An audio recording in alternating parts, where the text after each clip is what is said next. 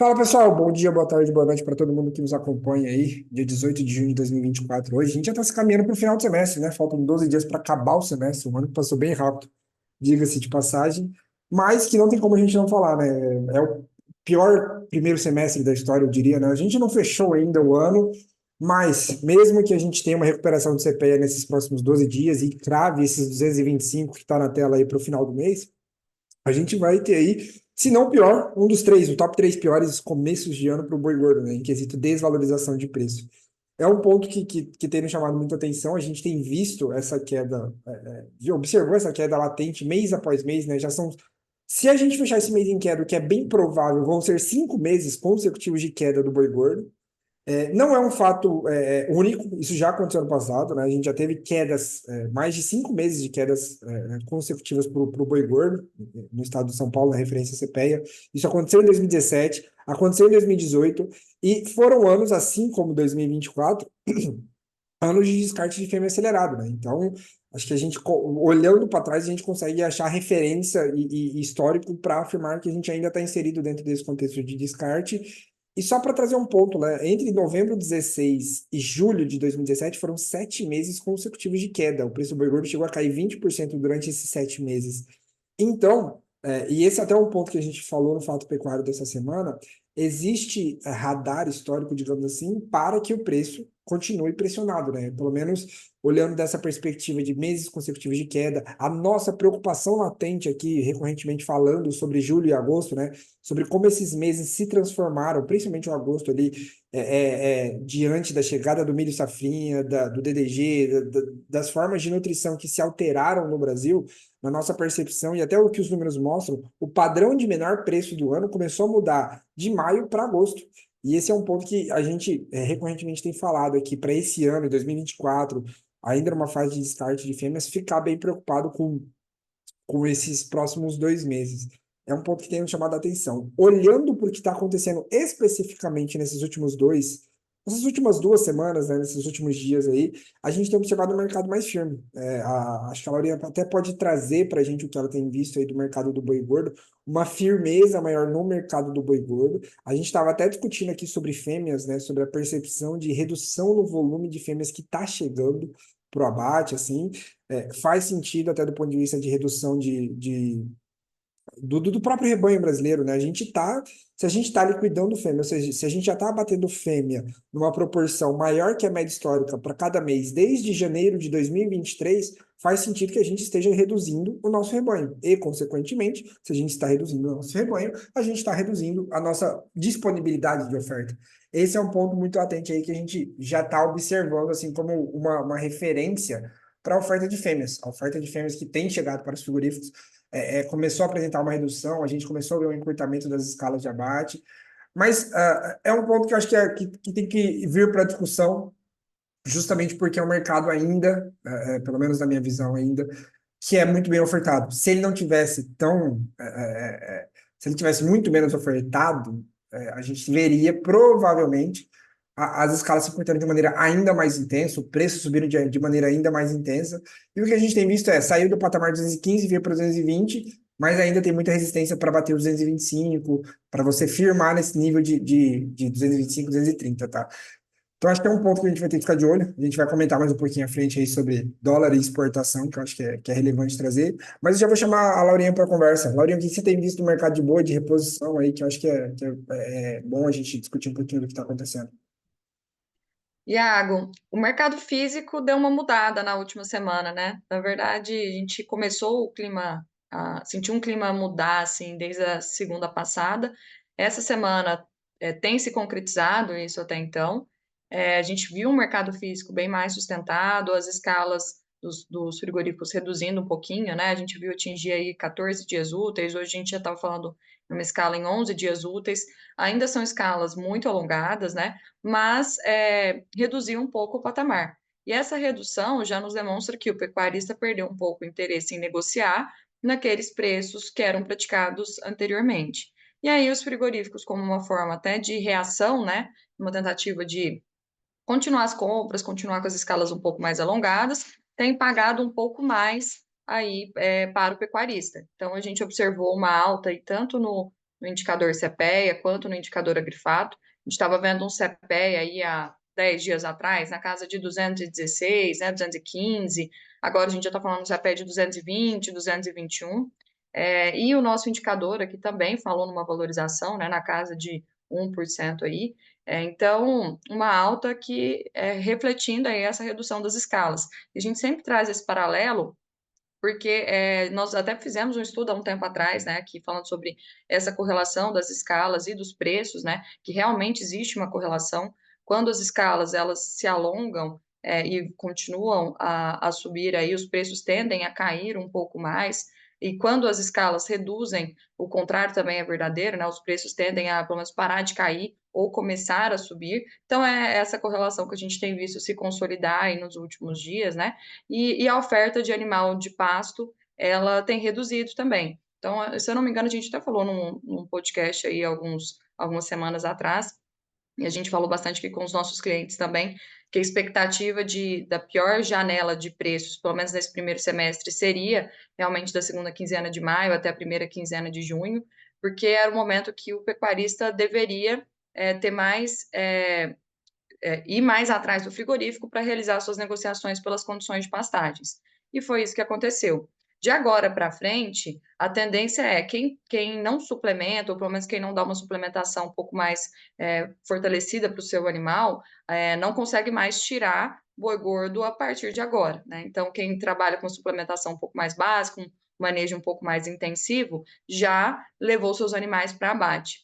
E agora os animais que vão sair de agora para frente são animais que vão para um manejo um pouco mais suplementado e correlaciona bastante com isso que você comentou agora, né?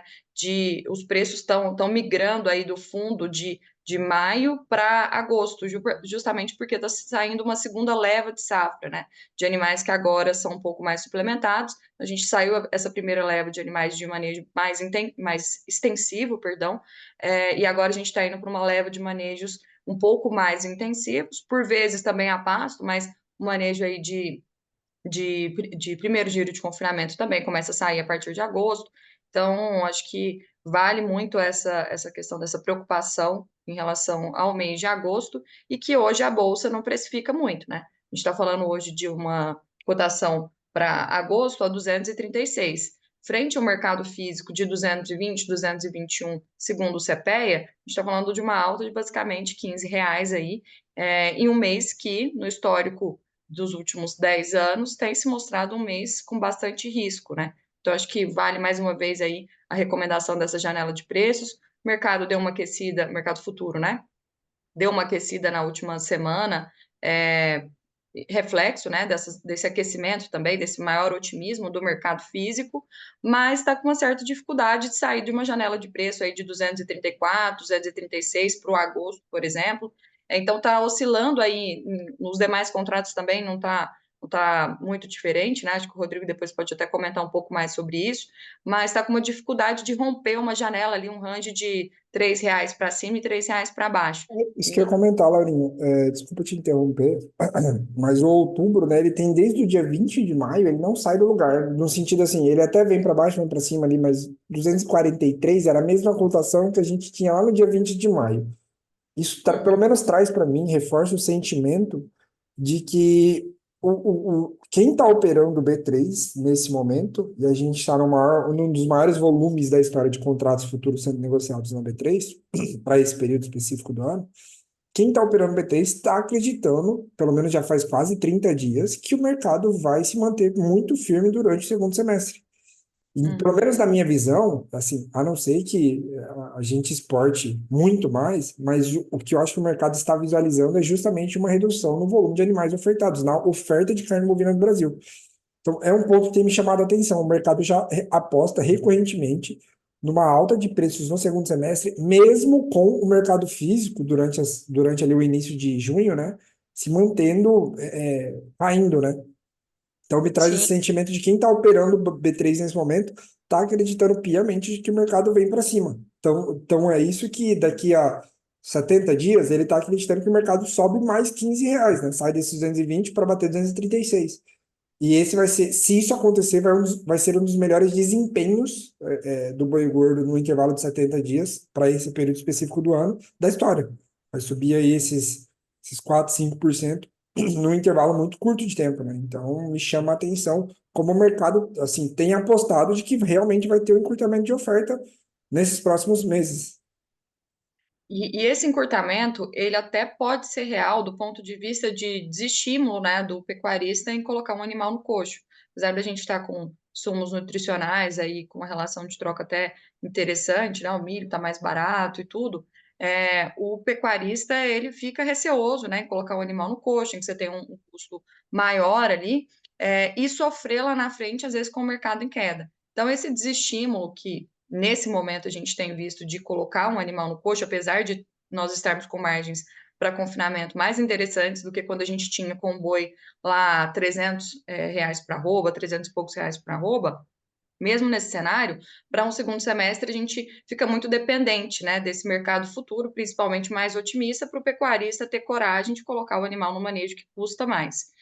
E aí, falando nisso, eu já tenho visto até um movimento, assim, de algumas pessoas que eu conversei, dos frigoríficos lotando um pouco mais os seus confinamentos, ou confinamentos parceiros ali, né, estimulando um pouco mais alguns contratos também com confinamentos parceiros, para que se tenha um estímulo maior do pecuarista começar a colocar animal no coxo, agora, que vai ser um animal que vai sair ali a partir de setembro, né, para que não falte animais nesse cenário. E um ponto que correlaciona também com o que você falou, né, Iago? Não falta boi magro, não falta animal para ser abatido.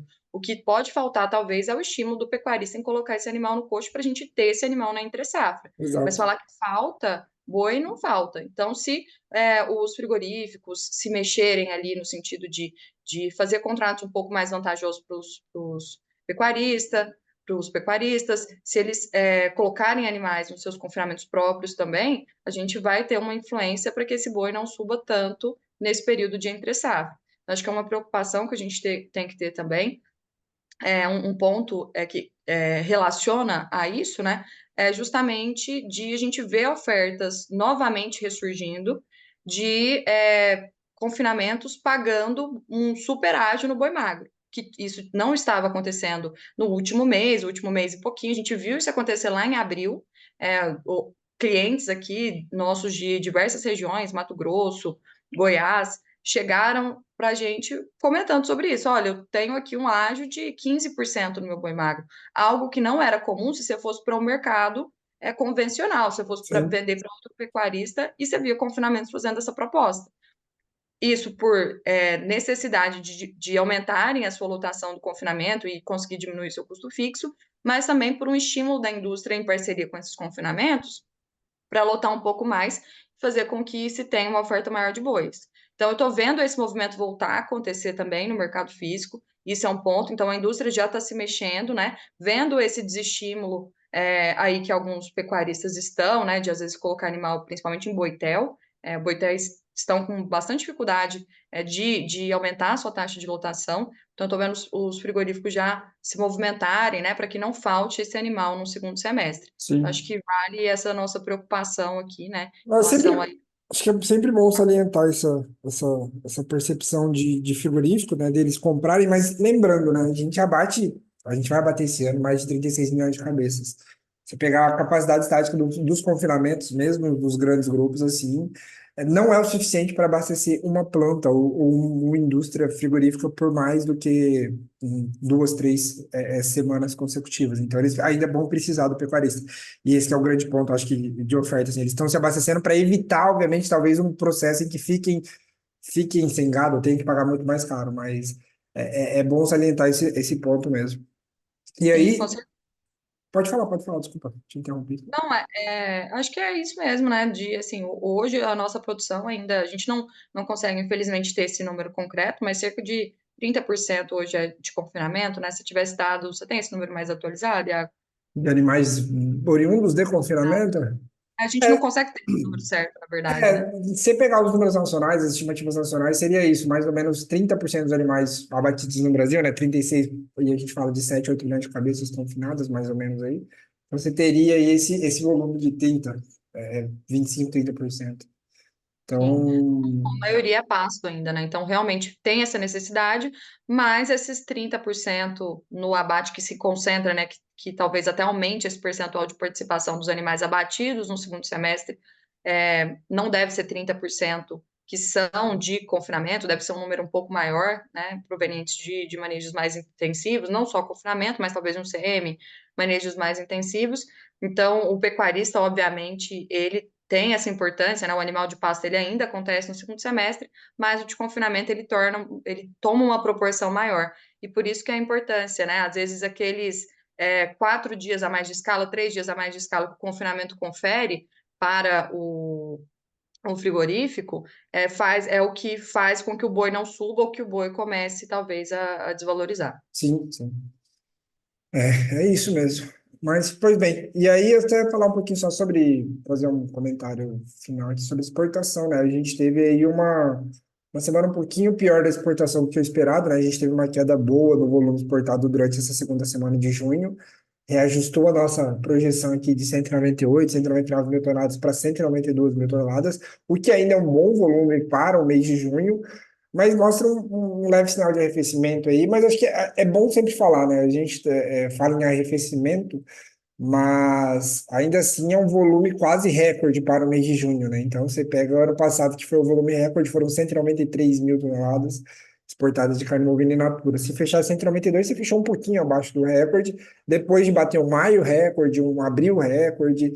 Então, o mercado talvez esteja dando uma respirada, mas lembrando, o segundo semestre de exportação sempre é melhor que o primeiro. Se você pega em porcentagem, dos últimos 10 anos, em 9, se eu não me engano, a gente teve um volume exportado no segundo semestre 5% a mais, e na média, do que, do que no primeiro semestre. Então, a exportação tende a ter um segundo semestre ainda mais forte. Então, há espaço para que a gente exporte ainda mais nos próximos meses. Então, pode ser que os 211 que a gente exportou no mês de maio seja batido ali, principalmente durante os meses de setembro e outubro, justamente porque são meses que puxam mais exportação. Então, a exportação eu acho que vai continuar sendo um driver para a gente de volume, por enquanto é o grande ponto.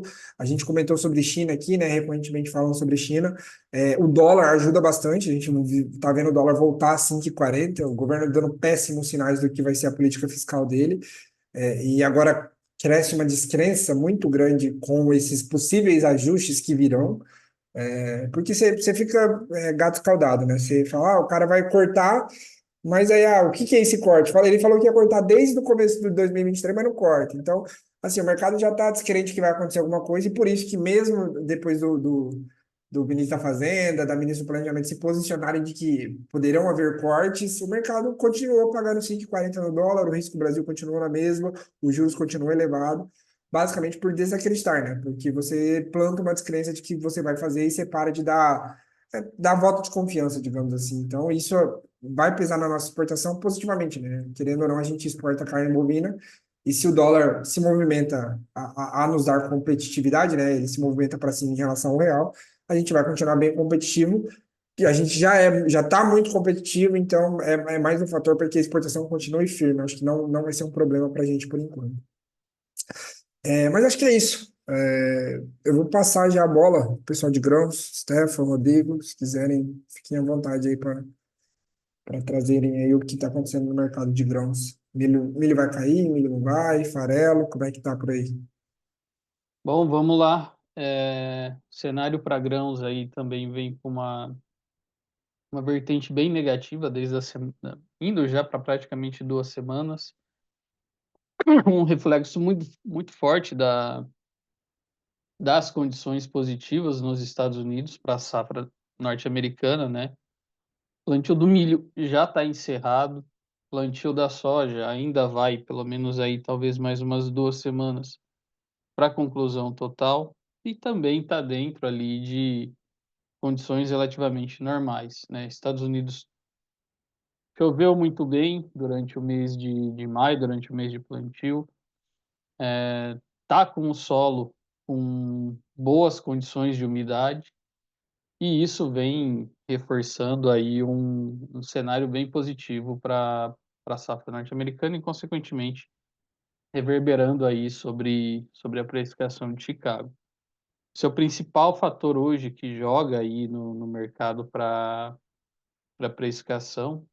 A gente já viu os preços aqui no Brasil a patamares melhores, né? Um ponto que a gente ressalta, né? A gente viu Chicago em bons momentos ali na casa de 12,30 para o março 25, aqui já falando da safra 24-25, né? E a gente olha hoje referência dele na casa de $11,50 o bushel.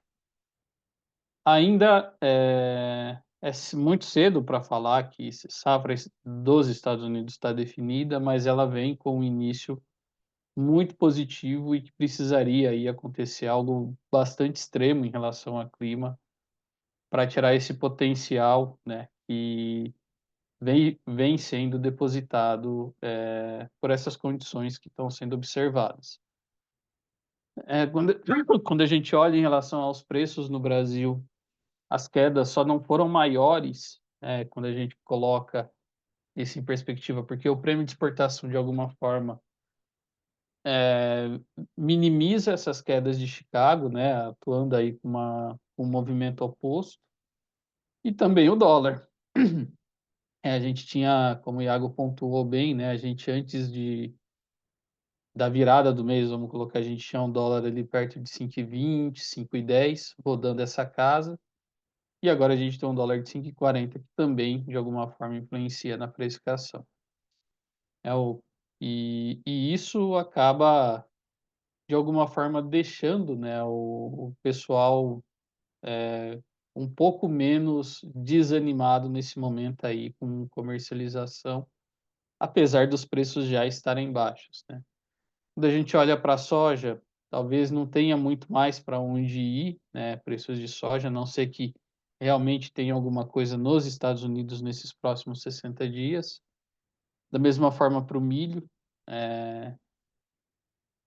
principalmente quando a gente olha que para a soja, né, a situação é bastante confortável com a Argentina no jogo, com o Brasil relativamente, apesar de uma safra aí que teve seus problemas, uma safra relativamente normal. Então, para a soja, assim, a gente já não vê muito mais diferença. A grande questão é soja 24, 25, né? A gente ainda, esses próximos 60 dias aí, a gente pode ver algum jogo pela frente em relação a Chicago, mas a gente pondera que o mercado está bem perigoso, né? Está bem delicado aí a situação e podemos ver aí novas movimentações baixistas e com reflexo na precificação aqui. Indo para o milho, a gente está com a colheita aí perto da casa dos 15% da área colhida. Temos visto uma dificuldade bem grande aí do mercado em sinalizar patamares mais baixos de preço, até porque a gente viu aí uma apreciação além de uma apreciação de Chicago, também dos prêmios de exportação, e isso jogou, né, as referências de paridade de exportação, o preço do milho no porto, para patamares mais altos. Quando a gente olha ali até a primeira semana de junho, principalmente ali até a virada do mês, a gente tinha referências que para o mês de julho colocavam o preço do milho no porto em 58, R$ 59 a saca. Hoje a gente fala de preços a 62, R$ 63 a saca, agora para julho. E essa curva de preços para o segundo semestre de milho no porto, por enquanto ela mostra esse comportamento, uma variação aí das referências atuando entre 61, 62 até 65, R$ 66 a saca. Então a gente já começa a ver, né, pelo indicador CPEA, está ali na casa de 57, R$ 58 a saca, o mercado já está de alguma forma equilibrado. Vai ter mais entrada, né, a safrinha, a colheita avançando, isso tende a trazer mais oferta para o mercado, pode trazer um pouco mais de pressão. Só que a gente vê que o mercado, em relação a milho, talvez diferente do ano passado, esse ano os preços começaram baixos antes da safra. Ano passado o preço do milho derrocou durante a safra. Então talvez a gente veja ainda alguma pequena acomodação, talvez veja mais oferta, mas não a preços a movimentos de preços tão mais negativos quanto a gente já tem nos patamares atuais. A gente tem uma força da paridade de exportação, em alguns movimentos aí a gente tem a turma do etanol de milho trazendo, né, em alguns momentos de mercado, um movimento mais agressivo, um movimento pontual de compras em algumas regiões, um preço um pouco descolado desses níveis de exportação.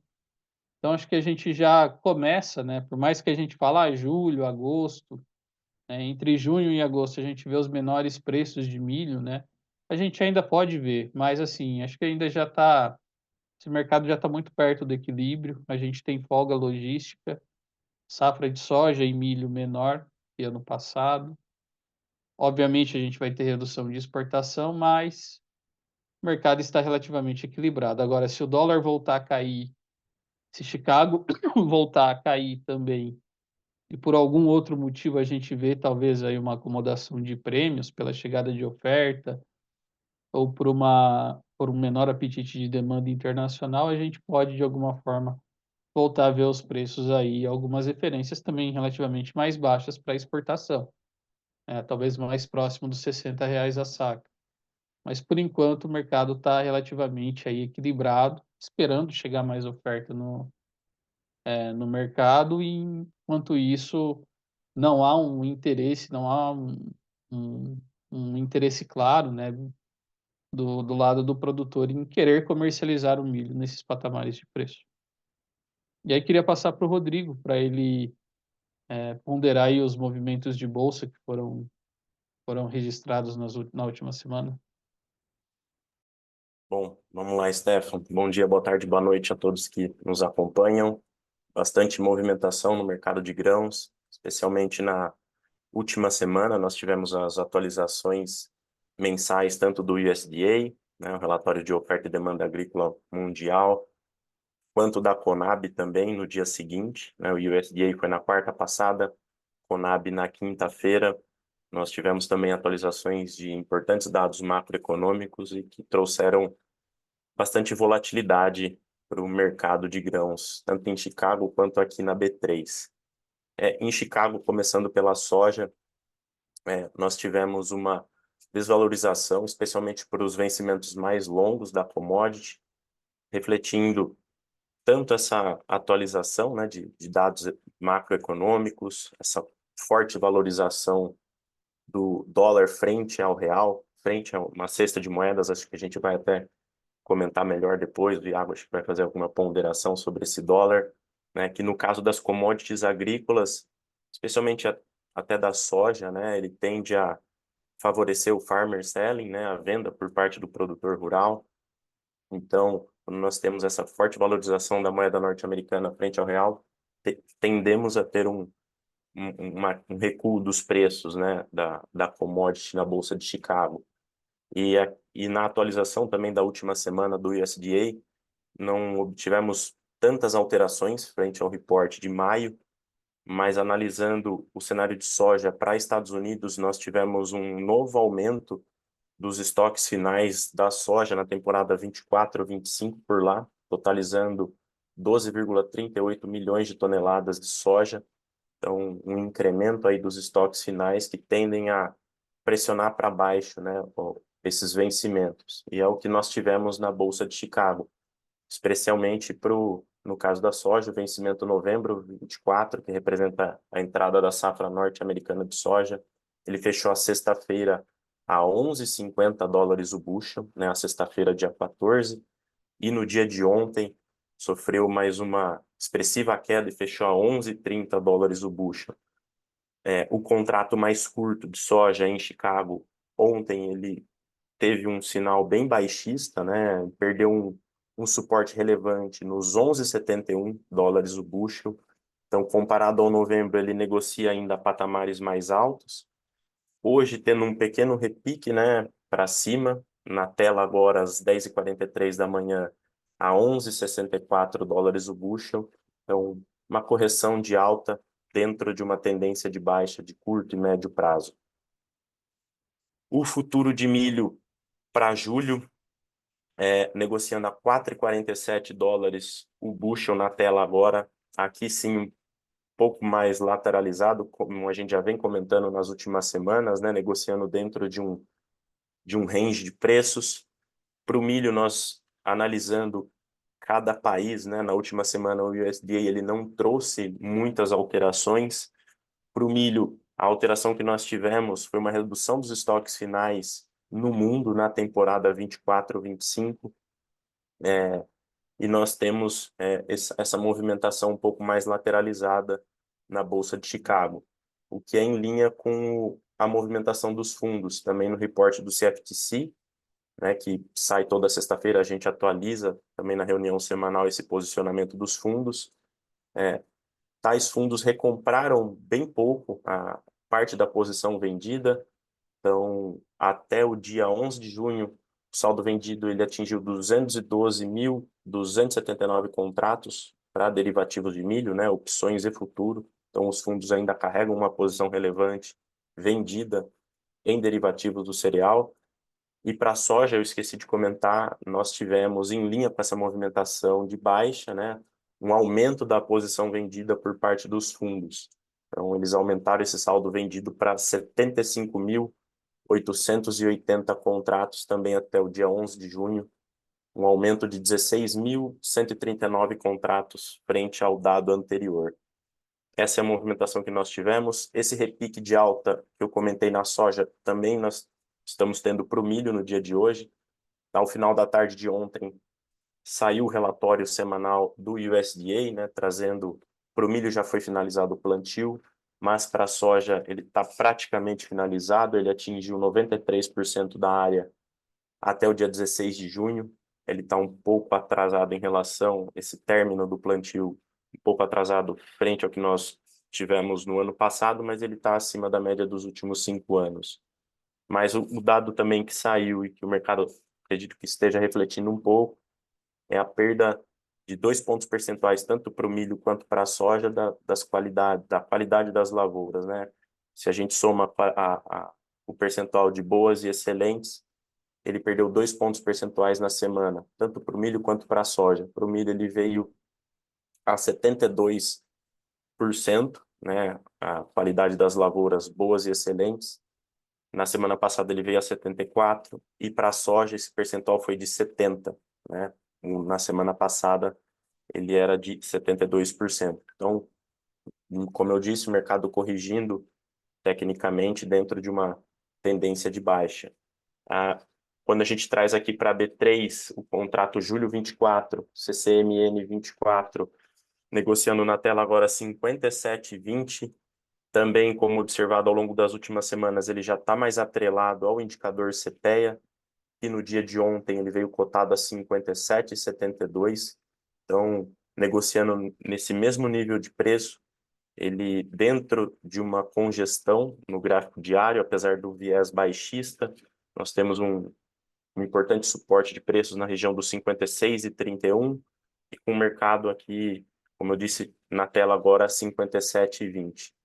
E os futuros mais distantes, se a gente analisa o setembro e o novembro, acima ainda dos R$ 60 a saca. E só para ponderar também, aqui no dia de ontem, indicador CPEA Soja Paranaguá veio a 139,02, pequeno recuo frente ao indicador da segunda-feira passada, que foi de 140,14. Acho que esses foram os principais movimentos. Dólar na tela agora brigando na região dos 5,04 redondo, né? 5.403 para ser mais exato. Ontem ele voltou a avançar bastante, né? O futuro de dólar para julho ele fechou a 5,43, né? Na semana passada ele renovou a máxima aí, não só do ano, dos últimos, não preciso fazer a conta aqui, vários meses. Então, é esse cenário que a gente tem. Não sei se o Iago quer comentar algo a respeito. Eu vou falar só sobre um ponto aqui que me chamou a atenção. Assim, enfim, tô aqui naquele fato desde 2020, mas já tô no mercado de pecuária aí faz um tempinho já, desde 2013, 14. E um ponto que tem me chamado a atenção é que, se vocês olharem o volume de contratos futuros de boi gordo em aberto, a gente está no maior nível da história. Hoje existem, né, até semana passada, 31 mil contratos em aberto, que é basicamente o dobro do que a gente tinha no mesmo período do ano passado. E a gente só não tem o volume total em aberto, porque o número de opções está um pouquinho abaixo do que foi em outubro do ano passado. E aí eu só queria trazer aqui, porque realmente o que eu tenho visto é cada vez mais a gente tem aumentado o volume de contratos negociados de boi gordo na B3. Tem me mostrado que, pelo menos olhando para esses números, se a gente não consegue avaliar a porcentagem de produtores que utilizam a B3 ou os indicadores futuros, né, como uma métrica para travar e gerir seu risco, pelo menos olhando por esse indicador de volume de negócios em aberto, a gente tem sim, e pode observar por isso, que seja os pecuaristas, seja o mercado em si, tem olhado com mais carinho para as ferramentas de gestão de risco e aumentado o volume de negociações.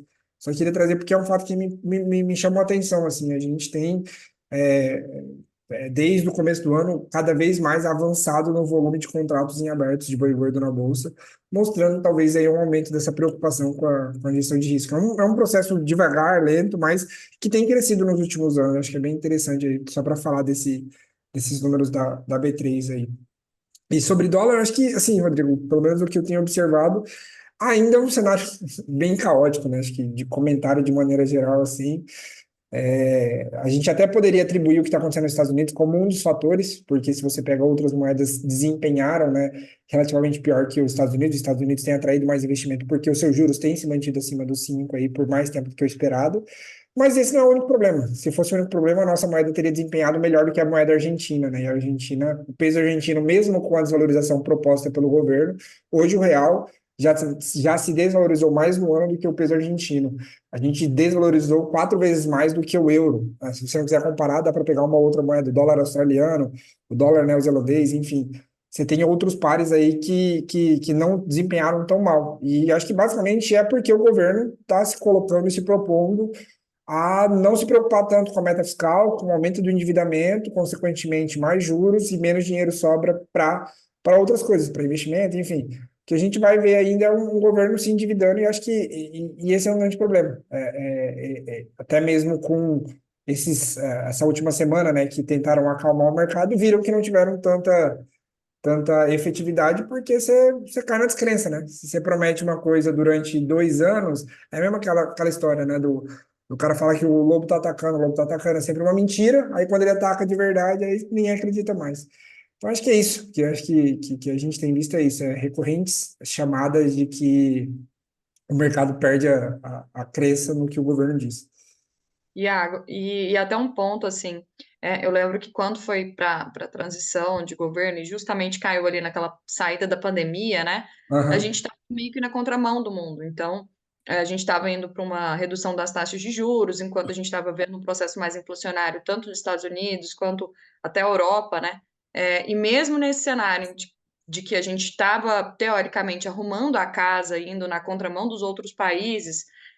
Hoje a gente vê um cenário diferente, né? Como você falou, nossa moeda desvalorizando, né? Então o mercado meio que inverteu a expectativa que se tinha para a recuperação do país há 2 anos atrás. Existe um comentário que o Brasil está sempre entre a Suíça e a Suazilândia. Quando ele começa a ficar com cara de Suíça, ele volta para a Suazilândia. Quando ele começa a ficar com cara de Suazilândia, ele dá uma guinada e volta pelo menos a entender que ele poderia melhorar. Então, é exatamente isso, assim, é sempre derrapando, patinando. Acho que é bem isso mesmo que você trouxe. A gente tinha tudo para melhorar e ter um pouco de direcionamento, mas é o Brasil. Enfim, é isso. Mais alguma coisa, pessoal?